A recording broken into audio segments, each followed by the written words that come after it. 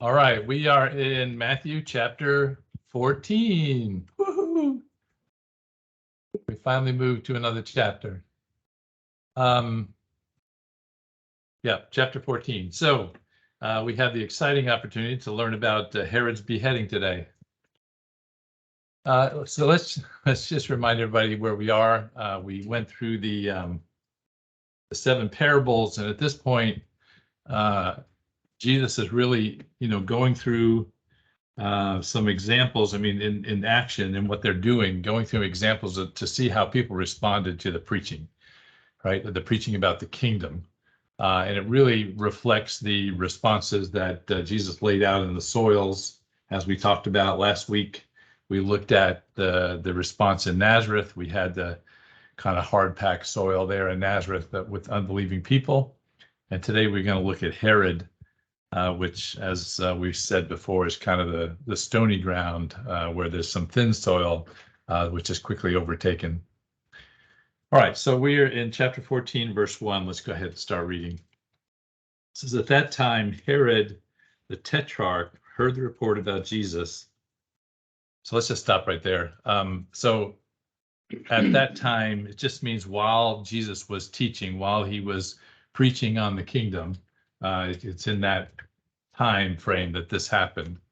When it talks about Herod the Tetrarch, we need to kind of remember who he is. When Jesus was born, back in Matthew chapter 2, we talked about Herod, but that was actually Herod the Great. Excuse me. That was Herod the Great, who was actually the father of this Herod, which is Herod Antipas. So they call him Herod the Tetrarch. Tetrarch is a word that actually means 1/4.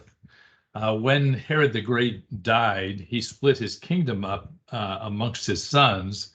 The problem was he had probably 10 sons, so he only gave the kingdom to 4 of them and split it up into 4 pieces. And so Herod Antipas had one of those pieces, essentially from Galilee down to just north of Jerusalem, was what he's responsible for. Later on in this passage, it calls him a king, which is really kind of a generous term, if you will. He may be called a sub-king. He's not really a king by anybody's acknowledgement. He just kind of is the ruler. Again, underneath the Romans agreed to allow this Herod line, which it has connections back to the Jews, but so there were Jews who kind of turned towards the Romans, and the Herods were pretty nasty people, as we've seen in many different other places. So he actually lived in Tiberias. Tiberias is a town, again, on the Sea of Galilee, south of Capernaum. It's an easy walk away. It's interesting that there's no record that Jesus ever visited there, that they ever interacted until his trial at the end, and we'll talk about that later. But it is interesting that there was never any interaction between these two during his ministry. So it says here that Herod heard the report about Jesus. Now, this is a couple of years, at least a year and a half, maybe 2 years after Jesus starts his ministry. And just now, Herod is getting this report, which seems a little odd. If he's in charge of this whole area, Jesus has been performing miracles all over the place, and just now he's hearing about it. But, he's kind of in his ivory tower there, separated with a bunch of servants and people that work for him that are probably not sharing any kind of disturbing news. That would not be a good thing for them. So maybe not a surprise that he hasn't heard about it, but he has certainly heard now. He's heard about the things that he's doing. Look at verse 2. It says, and he said to his servants, this is John the Baptist. He is risen from the dead, and therefore these powers are at work in him. So we'll get the whole story about John the Baptist in verse 3 and following. But here you have him making the statement that this is John the Baptist. He's risen from the dead, which is interesting in even of itself, because Herod was actually associated with the Sadducees. not the Pharisees. The Sadducees did not believe in resurrection. So for him to say that John is resurrected would be a very strange thing for him to say. And obviously, it's because he has this guilty conscience because of what he has done, as we'll see as we get into verse 3 of 5. But so he jumps in there and says this. Now, I want you to, we're going to be looking both at Matthew and at Mark's version of this today because Mark has a little bit more detail. So let's go ahead and go to Mark chapter 6. And you just may want to keep your finger there because we're going to be going back and forth between these two throughout the time this morning. So Mark chapter 6, verse 14. Mine says this, now King Herod, see they call him king here. Now King Herod heard of him, for his name had become well known, and he said, John the Baptist has risen from the dead, and therefore these powers are at work in him. So one thing I do want you to see, in fact, it was back in Matthew also, he talked about the powers that were working him. So again, Herod is very aware of the powers of the miracles that Jesus has been doing and is stated in both places. Verse 15 says, others said that it is Elijah, and others said it is a prophet, or like one of the prophet, or is the prophet, or like one of the prophets. So this is very similar to what remember when Jesus asked the disciples who he was, they kind of said this. Some people say this, some people said that. But then verse 16, interesting, but when Herod heard it, he said, this is John, whom I beheaded. He has been raised from the dead. See, he's not taking any of these other stories that this is somebody else. He believes definitely this is John, who he beheaded. Let's go back to Matthew a minute and let's pick up the story in verse 3 through 5. So verse 3 through 5, it says, for Herod had laid hold of John and bound him and put him in prison for the sake of Herodias, his brother Philip's wife, because John had said to him, it is not lawful for you to have her. And although he wanted to put him to death, he feared the multitude because he counted him as a prophet. So first of all, we need to, we've talked about who Herod was. Let's talk about Herodias. So Herodias was his brother Philip's wife. Herod on one, so his brother Philip lived in Rome. He was not one of the brothers who got a portion of the kingdom. He just lived in Rome in an estate there.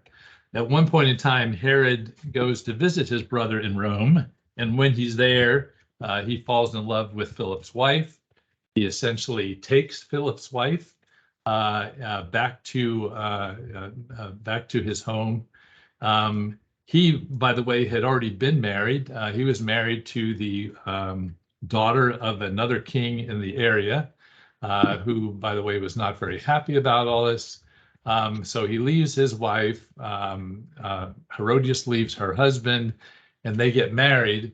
Oh, and by the way, Herodias is actually the daughter of another of Herod's brothers. So it's actually his niece that he's marrying. And by the way, when she was married to Philip, she was married to her uncle also. So she's married two uncles, first Philip and now Herod. It's a very interesting family. We'll hear more about them as we go forward. So this is Herodias. She hears that John is talking about, is saying it's not lawful for him to say it, and the Greek word here really makes it sound like it was he kept saying it. He kept over and over and over. He's repeating it. So she's getting pretty peeved about what's going on, and as a result, we see the events that follow. But it's interesting that John, he meets this issue head on. He knows it's an issue. He's confronting this man and his wife in sin, regardless of their status. So she ends up throwing him. So he ends up getting thrown into prison. Now, first of all, why didn't Herod just kill him? Why throw him into prison?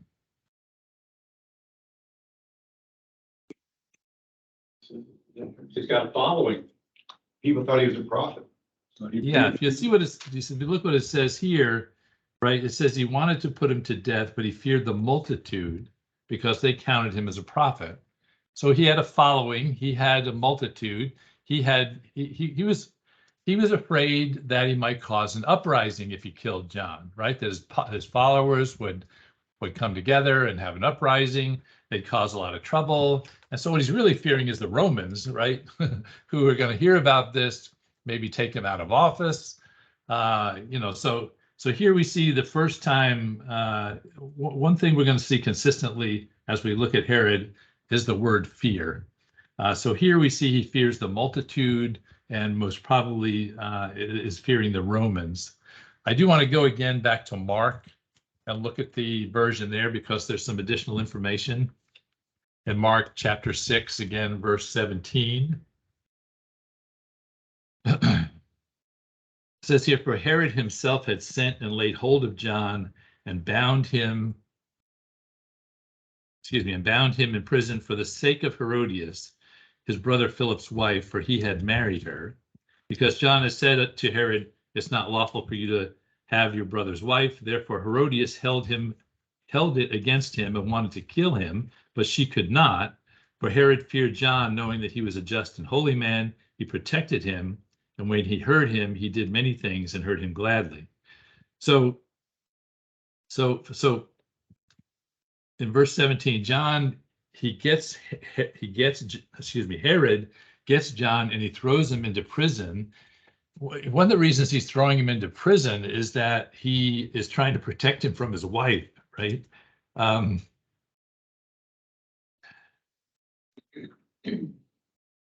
is I'm missing something? Oh yeah. So from this passage, there's other reasons why Herod did not kill him immediately. What do you see? So as we said in the previous passage, because he feared the multitude, what else is going on here? Why else did he not kill him right away? To recognize him as a holy man. To recognize him as a holy man, it says in verse 20, for Herod feared John, right? Not only did he fear the multitude, he feared John because he was a just and holy man. He was in awe of him. It's quite a testimony to John, right? That even this king knew about his character, knew that he was a just and holy man, and he had done many wonderful things in the area. So the second thing, so he fears the multitude. He probably fears the Romans. He fears John. What else? What else? Why else did he not kill him? He likes to listen to it. He likes to listen to him, right? He's fascinated by John, right? If you see in verse 20, again, that, and when he heard him, he did many things and heard him gladly, right? He liked to listen to him. He liked what he said. The things he said were interesting. They sounded good, right? They sounded right. And he wanted to hear more. So again, this is so clearly the stony ground soil, right? Who he's excited by what he hears until the tough times come. Everything is good. So the last reason I would say is what I said a minute ago, is that the other reason he didn't kill him is because he was actually protecting him from his wife, right? His wife definitely wanted to kill him. Herod wants to keep him around. He likes listening to him. He was a little bit afraid of him, certainly afraid of the people. So this pattern of fear that we see in Herod, the weakness of Herod really comes out in his actions a little bit later. So I do want to just point again in verse 20.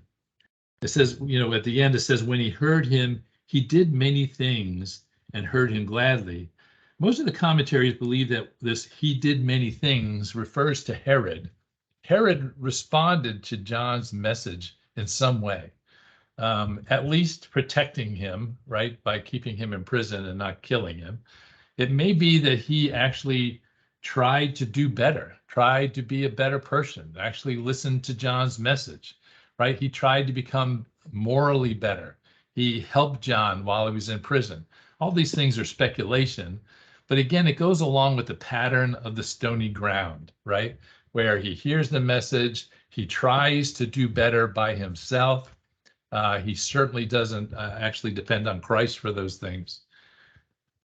So, all right. So anyway, you see the fear of the multitude, his wife, John, the guy's a terror unto himself. I do want to, I'm going to turn back to Proverbs chapter 29 a minute and just read a passage. You're welcome to look if you like, but Proverbs 29:25. I can find it.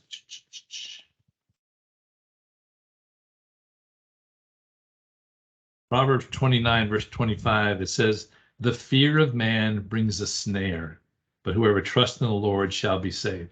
So here's a man who is wrapped up in fear, and because of that fear, he is trapped in it. And we'll see that his actions follow that, right? And if you go back to Matthew chapter 10, we've seen another verse relative to this, right?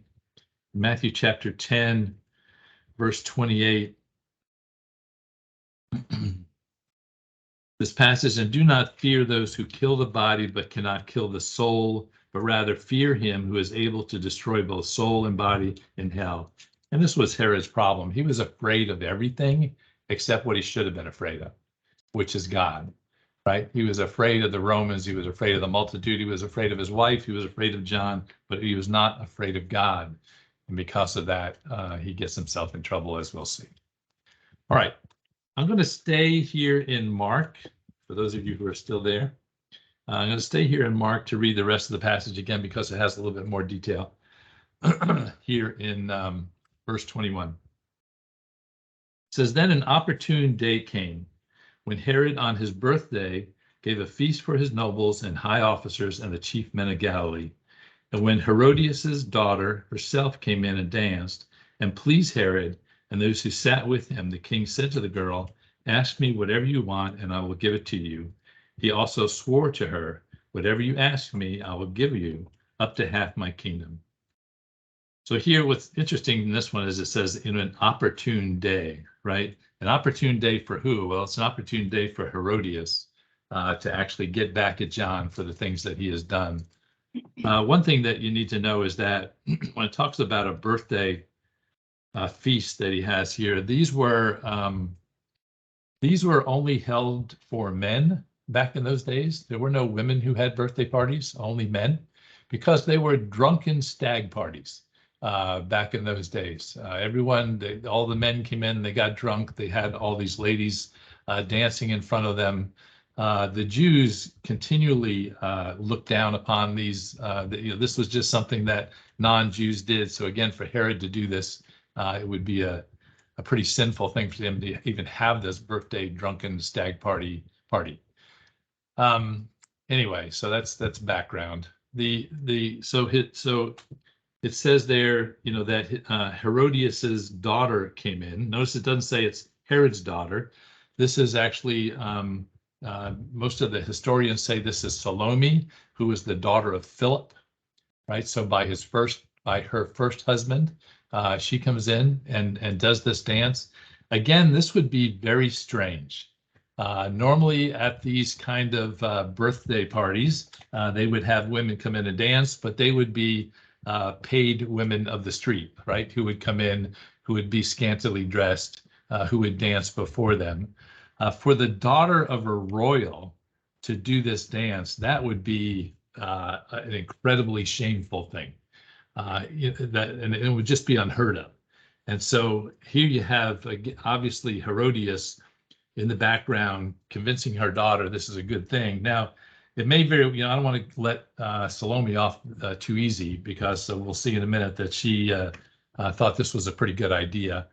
But obviously the two of them have schemed such that she can do this dance in front of her stepfather, if you will, right? And then you see that it says that it pleased Herod. Now that word is a little bit soft. It really means that it pleased him in a sexual way, right? And here you have him with his stepdaughter being pleased in a sexual way. It also pleases all the men who are there with him. It's just a really nasty kind of situation that we have here. So then we see him make this oath in verse 22 that, you know, again, this is a drunken Herod making this stupid oath to Salome that he will give him half his kingdom. In verse 23, he repeats it again, right? He swore to her, he made an oath to her that would give half the kingdom. And I think he did not expect the answer that he got, right? So in verse 24, it says, so she went out and said to her mother, "What shall I ask?" And she said, "The head of John the Baptist," right? So, you know, it's interesting. Herodias is not in the room, right? Again, this is just all men in the room. Salome has to go out, has to meet with Herodias to make sure of their plan.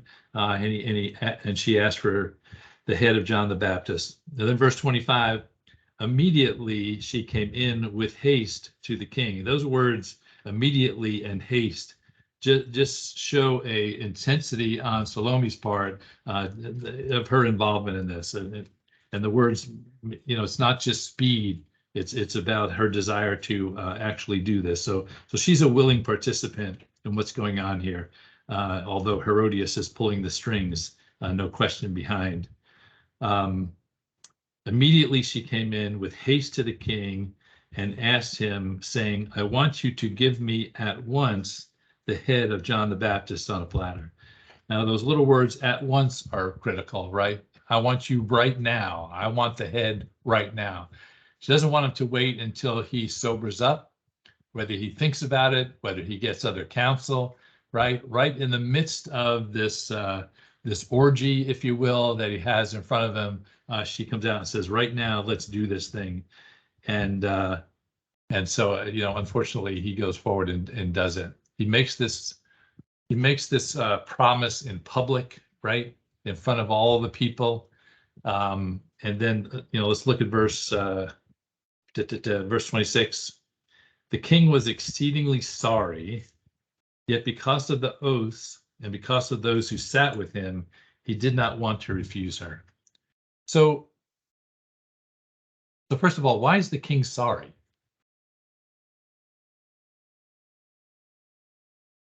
Some realization that he made a mistake. Yeah, I think his conscience a little bit is reawakened here, right? He realized, uh-oh, I stepped into it. I opened a trap for myself. Yep, that's one thing. What else?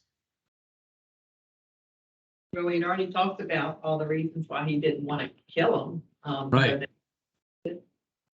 Right. All those things are in play now, right? All the reasons that he didn't want to kill him that we talked about earlier. I didn't want to upset the multitude. He didn't, you know, he didn't want to, he actually liked John. He wanted to hear him, right? He was protecting him. Now that protection has been taken away.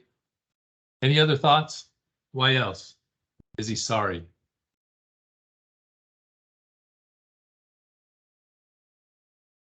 Well, it's not exactly a party type event. I mean,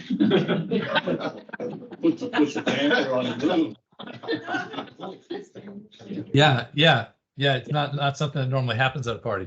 But what's even more than that, what's interesting, one of the commentaries noted that the Romans actually stopped all execution on large birthday celebrations, right? They did not want to have anyone dying when it was someone's birthday. So again, this would be for so many reasons, this would be weird for him to do. I mean, the other thing is, you know, he's going to murder this guy, right? And for some reason, it's okay for him to murder, but it's not okay for him to break his oath, right? I mean, it's insanity here. Now, the other thing, you know, notice what's in the verse also, right? It says that the king was exceedingly sorry, yet because of the oaths and because of those who sat with him. What's that about? Peer pressure. Peer pressure, right? Because he made this oath and he said this thing in public. You know, what could Herod have done? He could have said, "Oh yeah, that's the silliest thing I've ever heard. Ask for something else." He's the king, right? King, that's right. I mean, you know, it's ridiculous. But again, you got to think this is Herod. he's got no backbone. He's not willing to say oops. He's not willing to make it right. He's not willing to get any other counsel, right? He just jumps into this. Again, he's drunk. He's been in the midst of this bizarre place. His own pride is on the line, right? And you know, pride is the bottom line behind so many stupid things that are done. He feared the people. He feared the people in the audience, right? These are all the other, you know, sub kings and sub rulers and all the people that work for him. He is certainly not going to look good if he did this. Rich. Yeah. In occupied territory like that, did the Jews have the authority to murder? No. I didn't think they did. That's why when Jesus was put on trial, they had to go to Pilate. So maybe Right. like, well, he was drunk, but I don't think. Yeah, but in this particular case, Herod is a representative of Rome, as was Pilate. Pilate was a governor, a representative of Rome. Herod is a king or a tetrarch, representative of Rome. So he would have that authority. The Jews would not. You know, the Jews themselves could not, but Herod, as a representative of Rome, could. It's a little bit unusual. So it is interesting. So again, we just see Herod just fearful. He's fear of all the people in the room. He's afraid of his own pride, of his own reputation. You know, he feared what would happen to him on earth, but he didn't fear the judgment of God. Right? He did not fear God at all. He didn't fear God and his judgment. He didn't fear what would happen to him from God because of this murder. He just feared everybody in the room. The other thing I got to say is you got a crowd in this room. Nobody in attendance jumped in and said, "Whoa, Herod, this is a mistake. This is stupid. Don't do this."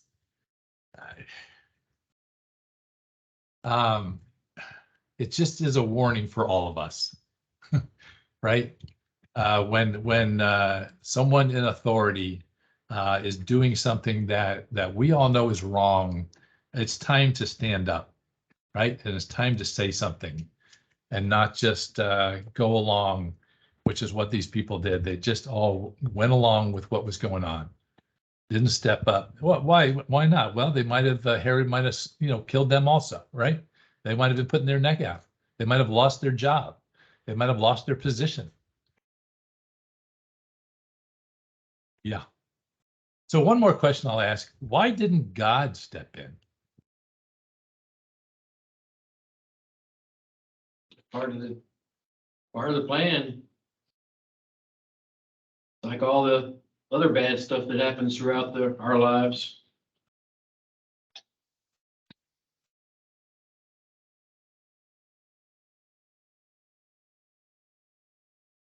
Any other thoughts?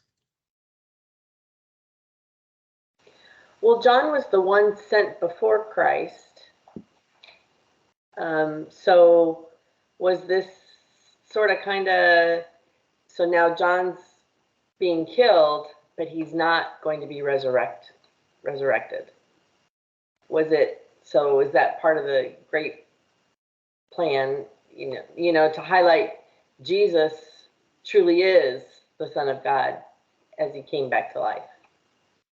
Yeah, I think both of your answers are the same. It's essentially this was God's plan, right? And in particular, I think John's job is done, right? John's job as the forerunner, as the one coming before Christ is done. And so yeah, I think this is God saying, okay, come on home. You know, well done. Let's take you home. Takes them home in a violent way, but that's the way, right? Anyway, we don't miss those pieces in stories like this, right? That's got to be part of God's plan, or it wouldn't be going that way. All right, I want to go back to Matthew now and finish up the story. Spent a lot of time in Mark, even though we're supposed to be studying Matthew. So verse 10.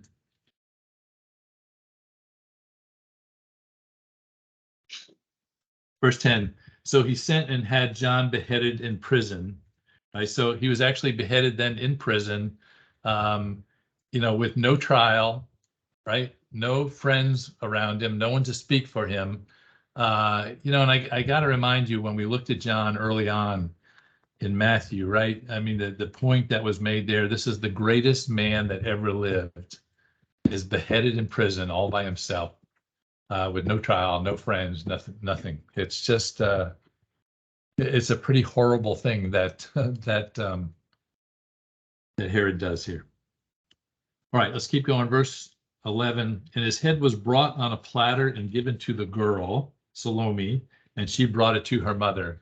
Wouldn't that be a fun thing, right? Here, Mom, here's the head.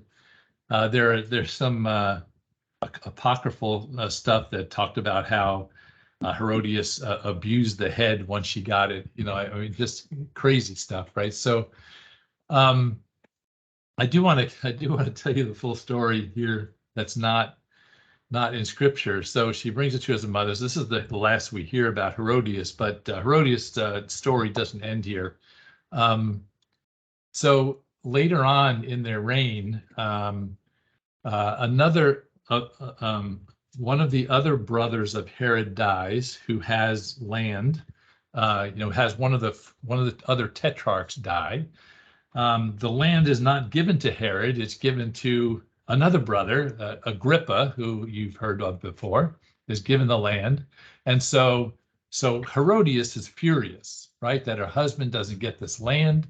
She bugs Herod and says, you need to go to Rome, you need to talk to the emperor, and you did have him make you a king and give you some more land. I mean, she is furious. So Herod and Herodias make a trip to Rome.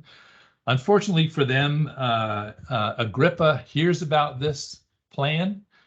He sends somebody to Rome ahead of Herod Antipas getting there. He tells the emperor that Herod is actually planning a rebellion.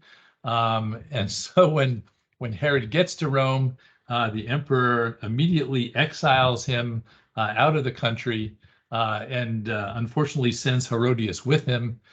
So the two of them spend the end of their lives in exile. He never ends up going back to rule in Galilee anymore after that.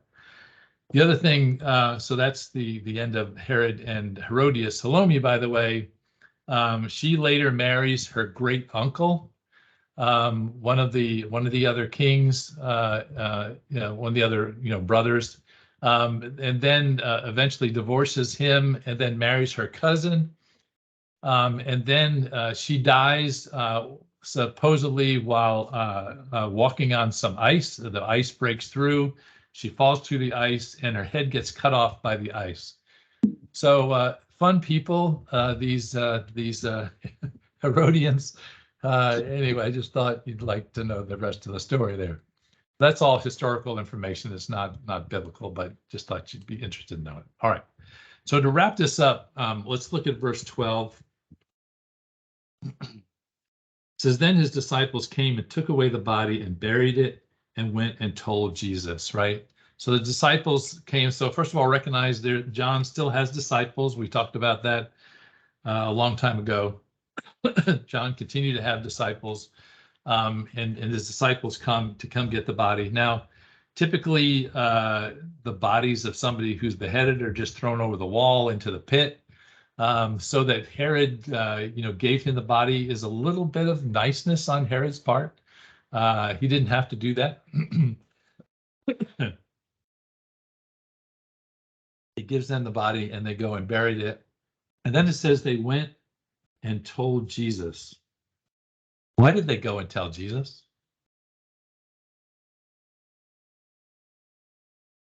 Family.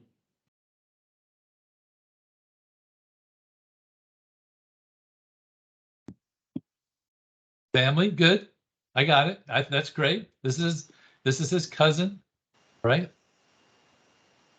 Well, if these are John's disciples, they're going to need somebody to follow at this point. Yeah, I think all those things. I think it's, for consolation, they needed some consolation. They just had the person they were following has just been beheaded. They went to Jesus to get some consolation. They went to Jesus to let him know, because it's, someone that obviously has interacted with Jesus throughout his ministry. They knew each other.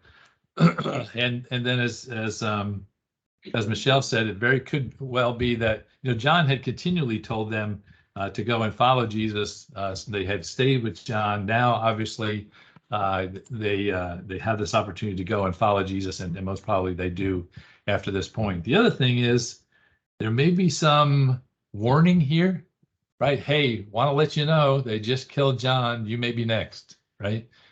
So I think all that is kind of wrapped up in them going to see Jesus and letting him know what was going on. Do you think he knew? Wouldn't Jesus know the I was deal? gonna say, don't you think he knew already what But was yeah, gonna happen? that's, Wouldn't he know what? I'm sorry. But you think Jesus would know that? Yeah. John the Baptist, that was part of the plan, that was gonna happen? right.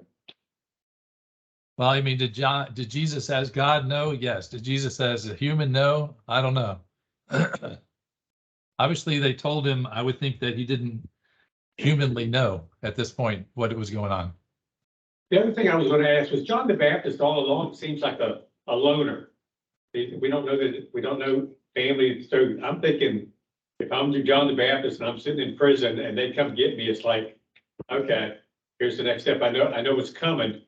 So I don't know that, there'd be a lot of fanfare, funeral, all that kind of stuff. I mean, the disciples do go in there and take the body and do the decent thing, I guess, but I just wonder, John's been by himself all along, so he probably wasn't expecting, he wasn't expecting to be a martyr and all of this. Yeah, but I mean, he did have disciples, right? He had followers that followed him.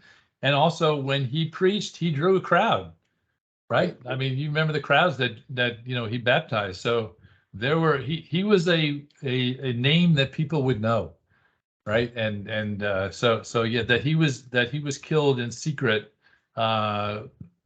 would be surprising.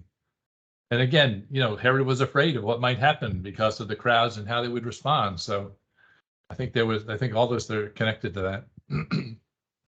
This is not a good story to read your little grandkids before they go to bed. Yeah, probably not. Probably not. All right, let's keep going. I do want to show you one more thing in verse 13. Right? Yeah. So that's probably one reason they told him too, because they knew how he felt about it. Yeah, sure. Or maybe they thought he could do something about it. I Well, mean, maybe they wanted him to raise him from the dead, put the head back on. I mean, maybe they thought he could. He's got both pieces, and Herodias has one piece of it. Oh, God. All right, moving on to verse 13. I just want to show you this. Here it says, when Jesus heard it, he departed from there by boat to a deserted place by himself. I do want you to look at Luke, oh shoot. Somehow I missed the reference. Let's see if we can find it real quick. Was it Luke?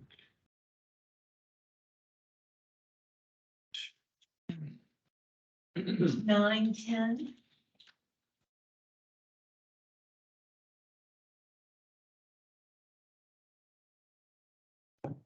Yeah, there you go. Thank you. So Luke 9:10. Good. It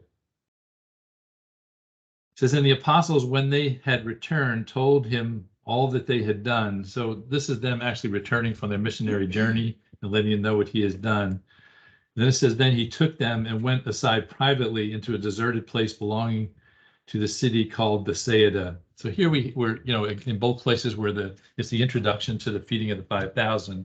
But here we have Jesus hearing about what's happened to John.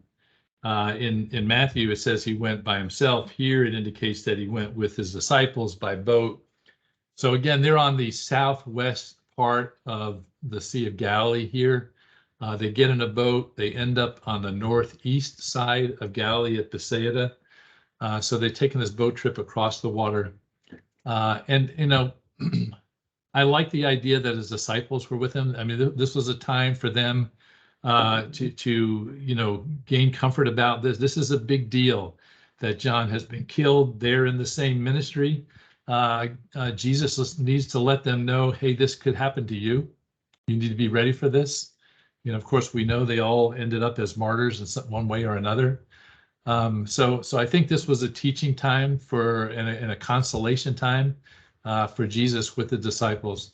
It was certainly not a time for him to confront Herod with what was going on, because his time had not yet come. Right? It was really a time for him to be alone with the 12, let them understand the cost of this discipleship. All right, now I want to go back, since we're in Luke, look at chapter 9. In the middle of this story in chapter 9, verse 9, says, Herod said, John I have beheaded, but who is this whom I hear such things? So he sought to see him.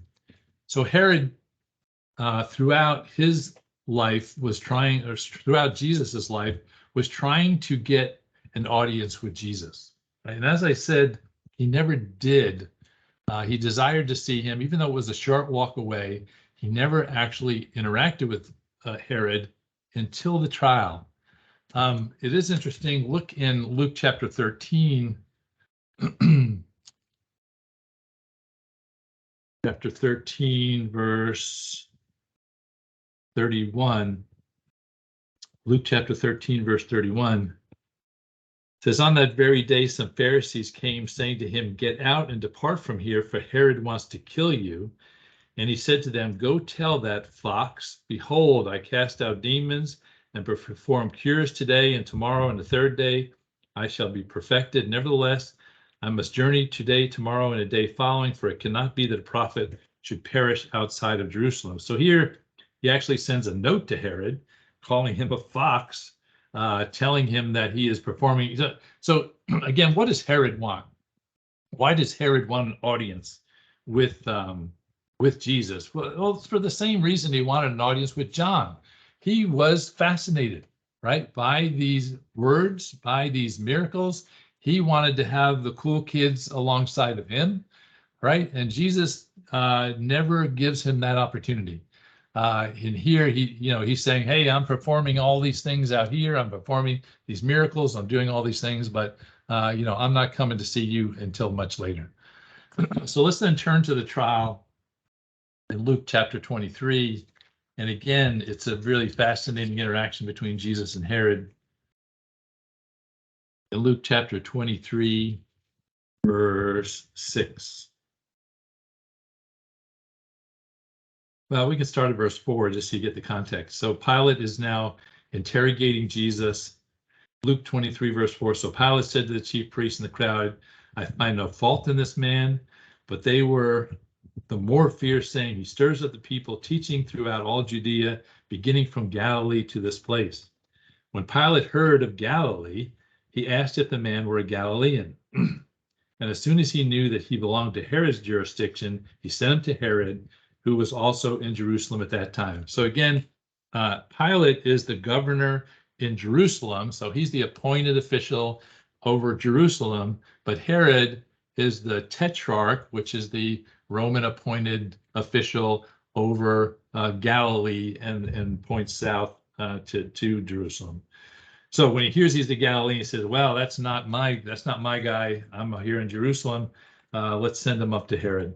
So verse 8, now when Herod saw Jesus, he was exceedingly glad, for he had desired for a long time to see him, because he had heard many things about him, and he hoped to see some miracle done by him, right? So this is Herod. This is the stony ground. He wants to see some cool stuff. Then verse 9, then he questioned him with many words, but he answered him nothing. And the chief priests and scribes stood and vehemently accused him. Then Herod, with his men of war, treated him with contempt and mocked him, arrayed him in a gorgeous robe, and sent him back to Pilate. And that very day, Pilate and Herod became friends with each other, for previously they had enmity with each other. Isn't that wonderful that Pilate and Herod becomes friends? But again, you see, here's Jesus, right? He's not giving Herod what he's looking for, right? He's not giving him the miracles. He's not giving him the wonder. He's not giving him all this silly flu, because he knew it would have no impact on his eternal salvation, right? Herod was just, again, had this strange fascination with him, but Jesus never responds, never gives him anything. And then Herod and Pilate become friends because they have a common enemy, right? So here's, I just want to repeat again, this is, in wrap up, you have Herod here, who is afraid of his shadow. He's afraid of his wife. He's afraid of his reputation. He's afraid of his throne, afraid of the Romans, afraid of the people. And he's afraid of losing his status. He's just covered in pride. So even though he's fascinated by John, he's fascinated by Jesus, he is absolutely the stony ground. When the tough time comes, when a decision has to be made, he makes the wrong decision and has John killed and turns Jesus back to Pilate. So that's our good friend Herod, a good bedtime story for Curtis. All right, anything else on this one? Any other thoughts? Kind of interesting that neither Pilate nor Herod really wanted to execute Jesus. They only gave in to the mob. They did it because they wanted to maintain order. Yeah. Yeah. They were both somewhat fascinated. Remember, Pilate's wife was fascinated by Jesus, right? So, I mean, there was a fascination around. They knew the words were good. They knew the miracles were good, but this hatred by the crowd, that terrified them more than anything else. Certainly more than God. Anything else? All right. Stop the recording. I'm getting good at this. I'll never have to be